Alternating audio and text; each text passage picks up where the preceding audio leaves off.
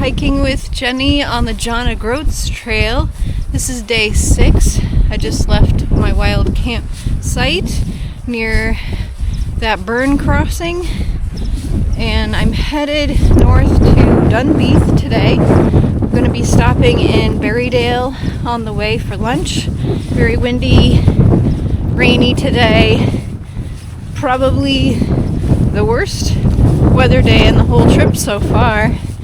But we'll see what it does later, because it can change. Really looking forward to getting to Dunbeath because I have a cabin reserved. I'm so excited. So I get to dry everything out, wash anything that needs to be washed, and word has it I can also get room service pizza delivered. We're starting the day off with a climb. It's gonna be like this a lot of today, I think. There's gonna be a lot of climbs and cliff views. I think today is gonna be about 11 miles.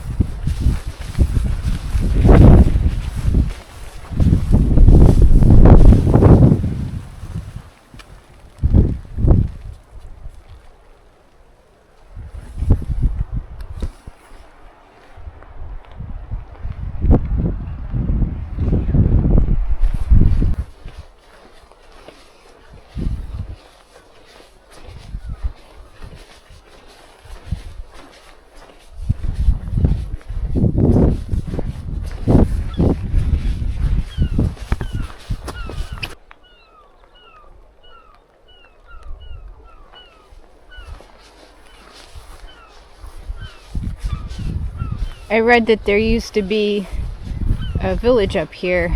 I think yesterday I was reading about that, called Badbea, and it was all people that were basically forced out of their land, and they had to move up here, that like in this area that's all exposed. What do you think? Could you have lived here? This said that the winds were so strong they had to tether their cattle, hens, and even their children to keep them from blowing away. This is a monument built to commemorate the village.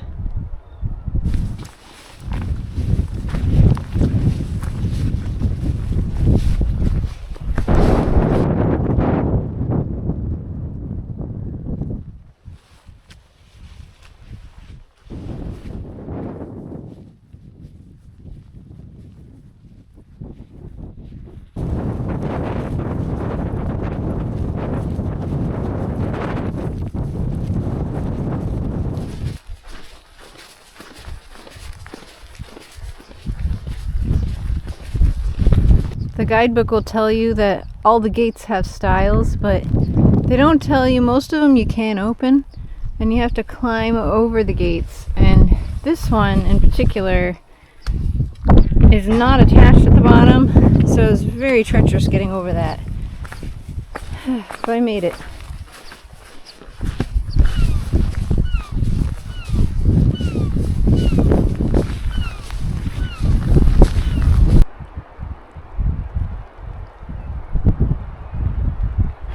I think it's a chimney, or was. I started to go down there, and it's all grown in as high as my head, and it makes me super anxious because it's really steep. So if I couldn't see my feet and then I slipped on something, that could be pretty dangerous. So I'm gonna try and find another way around.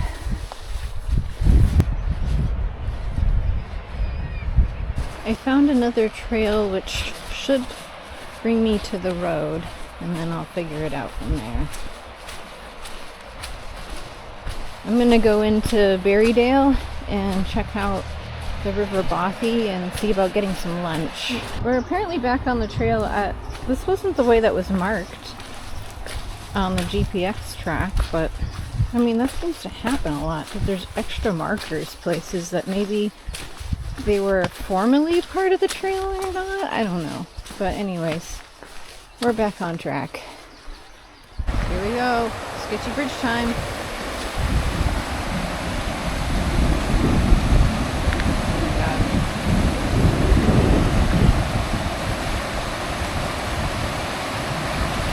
Oh god. This is quite possibly the scariest bridge I've ever walked on. Oh my god. Oh my god. I can't. Whoa. Alright. Keep going.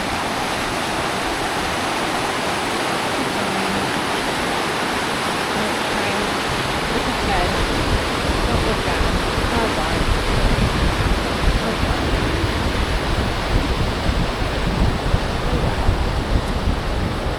Okay. Almost there. Almost there. Oh. Whoa. Ah.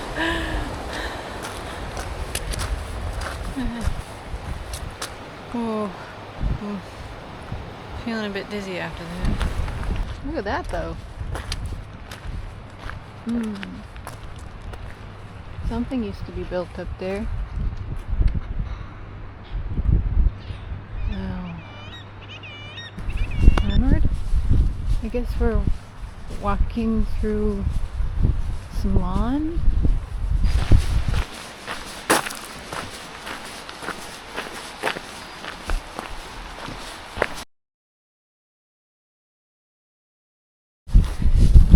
Back on trail after lunch at the River Bothy. Unfortunately, they did not have Wi-Fi there, so I still don't know the directions to get into the place I'm staying. So I'm hoping that when I get to Dunbeath, I can find somewhere where I can get on and figure out what I'm supposed to do. Otherwise, I'll show up there and try to find someone, anyone that can help me. The next 6.5 miles before we get to Dunbeath are supposed to be cliff walking, which I was kind of on the fence about doing because of the weather today. Being very windy as it is, seems a little bit dangerous to be up on exposed ledges, but I don't know, it doesn't seem as bad right now, and the alternative would have been walking on the A9, which seems like a dangerous curvy road without any sidewalks or anything. So I'm taking my chances. It's just, I knew today was going to be unpleasant. The weather makes it even more so, and probably the worst thing is having wet feet all day. But I know that at the end of this, I've got a warm, dry cabin to dry out in. So that's going to keep me going.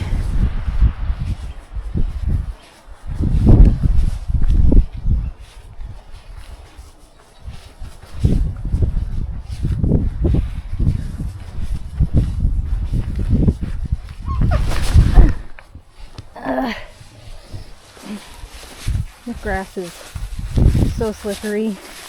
I've fallen a couple times already, and it doesn't help that it's uneven. There's like little holes in it, and it's kind of sloped.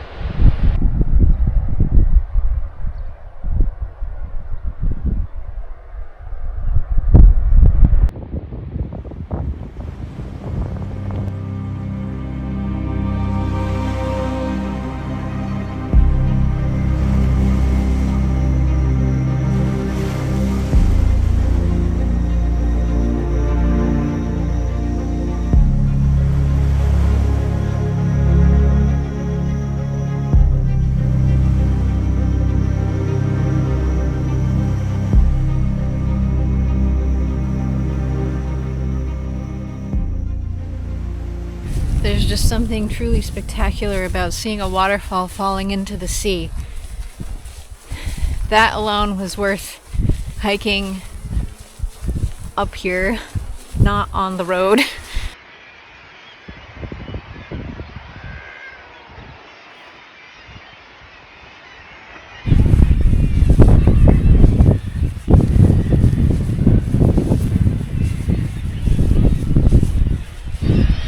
All those white dots on the rock, those are all seagulls.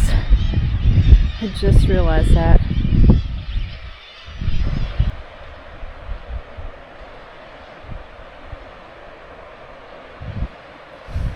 This guy says that there's a choice.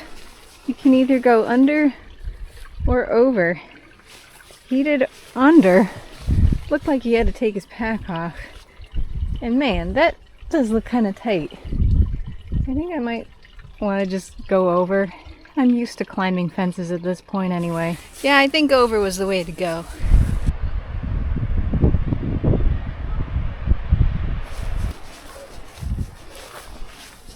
Saying goodbye to the stunning cliff views. Back into normal farmland. And then I think we'll be descending toward the road going into Dunbeath.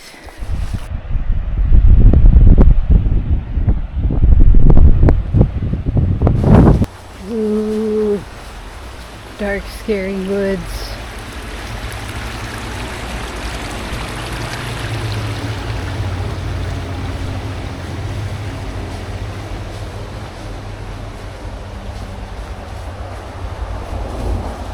Done.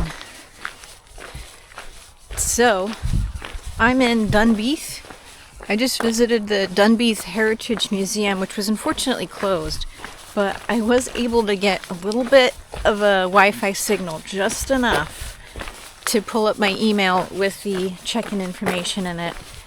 So, whew, big lift off my shoulders. So now I'm just walking to my accommodation.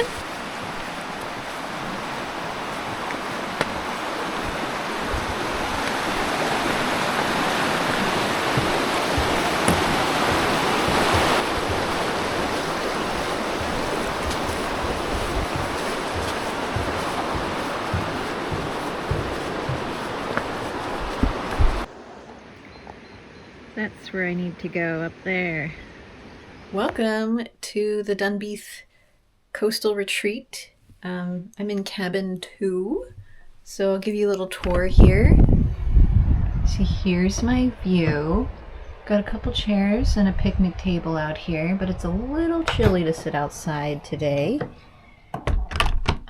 So it's pretty small. We got a queen-size bed and a small sofa, little kitchenette with a microwave and a cooktop and sink. And in here we got a bathroom with toilet, sink, and a shower. So it's pretty basic, but everything you could need. And it does have some towel racks and everything, so I can probably dry my stuff out on those and relax. And it does have Wi-Fi, so I can get on there. And I just put in an order for a pizza. It's pretty easy. Just message them. They make their own pizza, and they're fully licensed, so they serve alcoholic beverages as well.